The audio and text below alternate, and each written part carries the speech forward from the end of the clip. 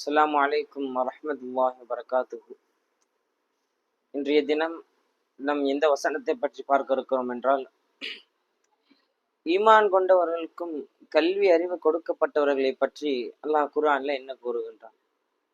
அல்லாஹ் இவ்வாறு சொல்லி காட்டுகின்றான், இர்ஃபஇல்லாஹுல்லதீன ஆமனு மின்கும் வல்லதீன ஊத்துல் இல்ம தரஜாத் வல்லாஹு பிமா தஅமலூன ஹபீர் என்பதாக சொல்லி காட்டுகின்றான்.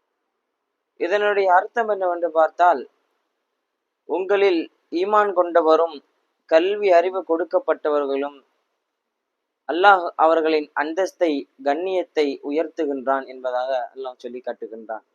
சொல்லிட்டு அல்லாஹ் சொல்லுகின்றான், நீங்கள் செய்கின்றவற்றை அனைத்தையும் அல்லாஹ் நன்கு அறிந்தவனாக இருக்கின்றான் என்பதாக சொல்லி காட்டுகின்றான்.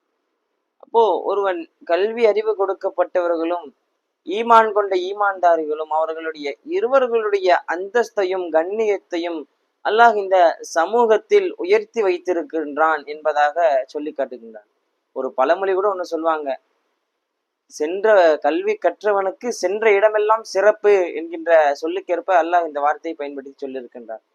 ஆக இனி வரும் காலங்களில் கல்வி அறிவையும் ஈமானையும் இருசேர நம் வாழ்க்கையில் அமல் செய்யக்கூடிய வாக்கியத்தை எல்லாம் நம் அனைவருக்கும் தருவானாக.